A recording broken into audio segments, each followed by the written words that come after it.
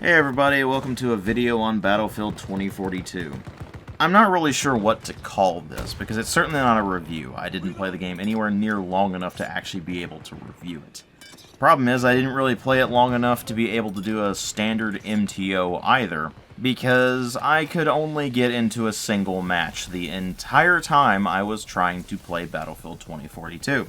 That match was a portal mode match, so the custom servers and such, and it was gun game. And it was a jank fest, and it didn't really work very well, and I wasn't really having a good time with it. So I was hoping to get into some of the other matches and try those out. Except when I went into the matchmaking, I just sat there as squad leader of the initial squad, the A squad, or Assassin squad as they're calling it in this, because they're trying to make it sound cool and edgy. But I just sat there, waiting for 5 or 10 minutes, and not a single other player joined the servers. So that tells me that there are not enough players to even host a match at all. Which is impressive, because if you look on Steam charts, it says there's about 7,800 people playing this game.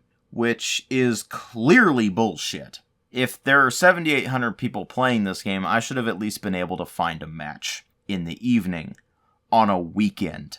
And yet I couldn't even do that. The best I could do is hop into portal mode and find that one gun game match, and also find a bunch of bot farms. That's about all portal mode is at this point. It's just a few bot farms, and even then, the player counts across the entirety of portal mode are just so low, they can't even constitute a single full match of the standard modes. Keep in mind, the standard mode is 128 players. They also currently have a limited time thing running where it is 64 players of the standard modes, and it can't even find enough players to put into those.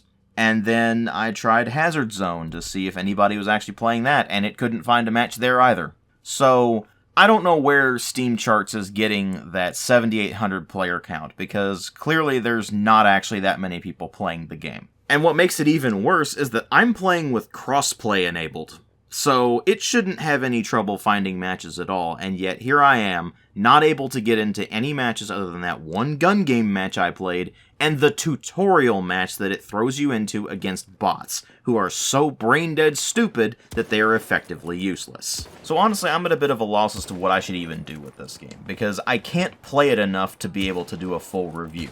I simply cannot get into enough matches and play them to completion in order to be able to review the game properly. And even if I jump into the portal matches, those still aren't really representative of what the general experience of Battlefield 2042 is like. They're very nuanced things where they're either just grinding out XP in bot farms, or they might just do exactly what I was actually able to play, which was a gun game match. So the kind of thing where it's just small one-off modes that are really not representative of the Battlefield experience either. But even what I was able to play was just an absolute disaster. The frame rate was terrible, and keep in mind that's running at medium settings on an i7 4790K 16 gigs of RAM and a GTX 1080. At 1080p, that should be more than enough to handle the game, at least at medium settings, but apparently not. It's barely able to scrape out 30 frames per second half the time, and even on the small map I was messing around with for the gun game match, it was still not really maintaining 60 frames per second. Most of the time it was in the 50s at best. Keep in mind, the game's recommended specifications are an i7 4790, which is a slightly weaker version of the chip I've got,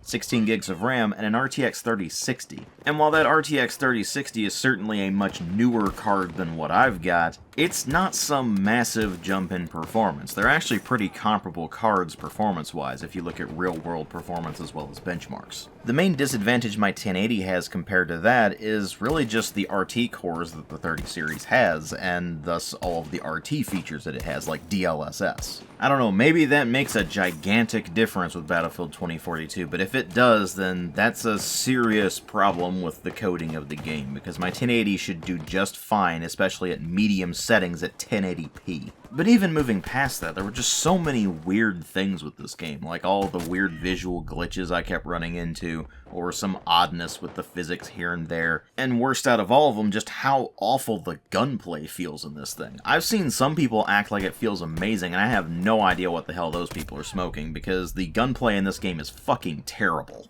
You'll have shots that were clearly lined up properly, but they still somehow miss because the game has arbitrary inaccuracy built into every single one of the weapons, and then even when a shot does connect, the damage modeling is so wildly inconsistent, and in many cases downright nonsensical, that it's an absolute crapshoot as to whether you're actually going to drop an enemy when you start shooting at them. You can sometimes drop entire magazines into enemies, and they still won't drop, and yet they'll just turn around and shoot you once and you drop dead instantly. Other times you'll shoot an enemy a couple of times with what seems like a very weak and insignificant weapon and they'll drop like a sack of potatoes. It just doesn't make any sense. Then of course there's the entire specialist system, which simply does not belong in a Battlefield game at all, and frankly it's insulting that EA thought they could do that. And even then, they lock some of those specialists behind a level grind, which is obnoxious to begin with, especially considering how limited the content actually is in this game, with barely any maps and a very small number of weapons, only a small number of which are actually useful. And then even when you use those weapons, you have to grind out attachments for them, and most of the attachments do basically the same thing as other attachments, so there's really no point in grinding those out. I mean, it's pretty painfully obvious they were going to try to monetize the living crap out of the specialists and try to sell you all kinds of, air quotes, cool skins for them, but that's backfired pretty spectacularly on them, so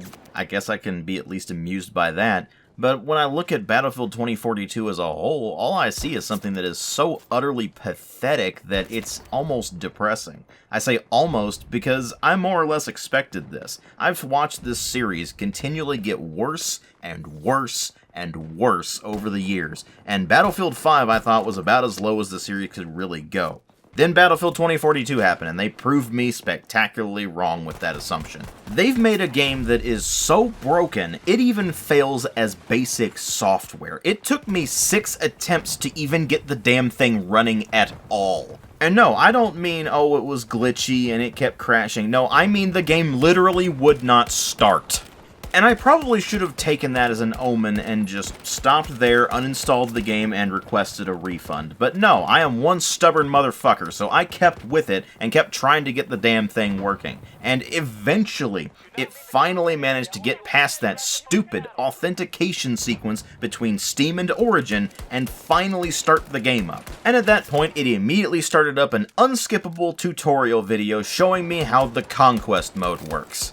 As if I haven't been playing Battlefield for 20 years at this point. And then after it went through the tutorial video, it then shoved me into the tutorial match against bots. And you know what? I am really fucking tired of when games do this, where they just shove you immediately into a tutorial or some sort of match or a campaign or what the hell ever, instead of letting you go to the main menu and fix all of your control settings and all of your graphics settings, especially in a game where there's a bunch of control settings that you're going to want to change. But you know what the really sad part is?